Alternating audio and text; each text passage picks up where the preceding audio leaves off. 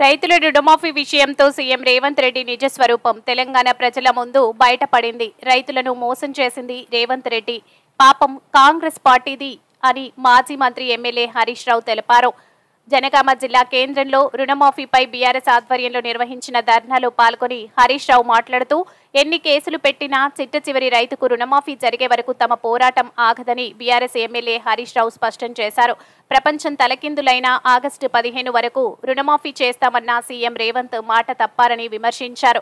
రుణమాఫీ చేయడంలో రాష్ట్ర ప్రభుత్వం విఫలమైందని ఆరోపించారు. రైతులు ఎవరూ భయపడాల్సిన అవసరం లేదు. ప్రభుత్వం మెడలు వంచి అయినా సరే అందరికీ రుణమాఫీ జరిగేలా చూస్తామని అన్నారు. ప్రభుత్వం ఎన్ని కేసులు పెట్టినా భయపడేదే లేదు. మాకు కేసులు ఏం కొత్త కాదు అని అన్నారు. రైతులందరి తరపున బీఆర్ఎస్ పార్టీ పోరాటం చేస్తుందని చెప్పారు.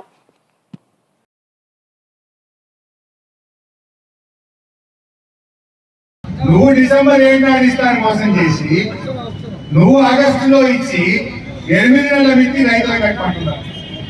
8 నెలల రైతులు మిత్తి కట్టనే బ్యాంక్ వాళ్ళు క్రాప్ లోన్ రెన్యువల్ చేసి మళ్ళీ కొత్తగా పైసలు ఇస్తుంది.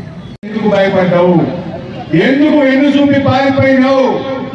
అసలు అలా ఎన్ని ఉద్యోగాలు లేవు. ఎప్పటిలోగా ఇస్తారో లేదు.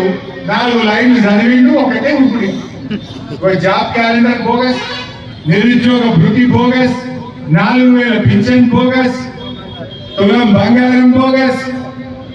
ఏ ఒక్కడన్నా పట్టించుకున్నారు? ఒక్కడన్నా నిజమైందా? ఏ ఒక్క హామీ అయినా ఎవరైందా?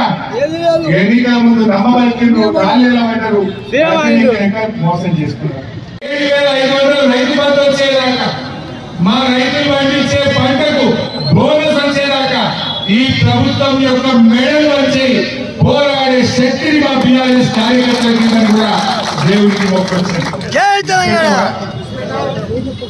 దేవుడా, ఈ ముఖ్యమంత్రి రేవంత్ రెడ్డి రైతులకే కాదు దైవ ద్రోహానికి పాల్పడ్డాడు. దేవుడిని కూడా మోసం చేసింది. మరి జనరల్ గా కొంతమంది అయ్యగారు అందరూ నాకు పాలకులు పాపం చేస్తే, పాలకులు దైవ ద్రోహం చేస్తే ఆ రాజ్యం మీద ప్రజల మీద మరి దేవుడి కోపానికి వస్తాడు అంటారు.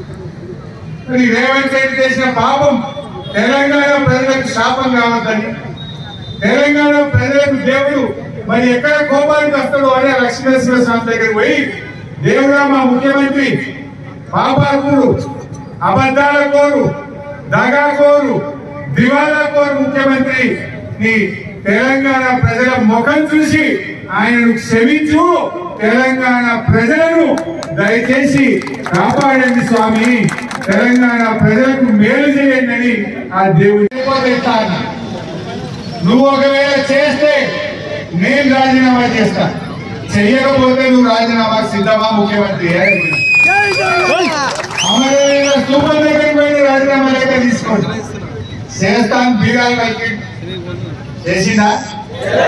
పోయిండు ఖమ్మంకు, మొన్న 15 ఆగస్టు ఖమ్మంకు పోయి రుణమాఫీ అయిపోయింది, హరీష్ రావు రాజీనామా చెయ్యాలి అన్నాడా? మరి ఏ ఊళ్ళో కష్టమో రేవంత్ రెడ్డి మా జనగా అప్పుడు 6 గ్యారెంటీలు అన్నాం, బాండ్ పేపర్లు రాసిచ్చినాం, హామీలు చెప్పినాం, నమ్మబలికినాం. మరి ఇప్పుడు ఎట్లా అని ఆలోచన చేసి పార్లమెంట్ ఎలక్షన్ వచ్చినాక జనం నమ్మట్లేదని జనగాంకి వచ్చి కొమరలి మల్లన్న దేవుడు పెట్టిండు, వరంగల్కి పోయిండు, భద్రకాళి అమ్మవారి మీద ఓట్లు పెట్టిండు, గోదావరికి పోయిండు, యాదాద్రి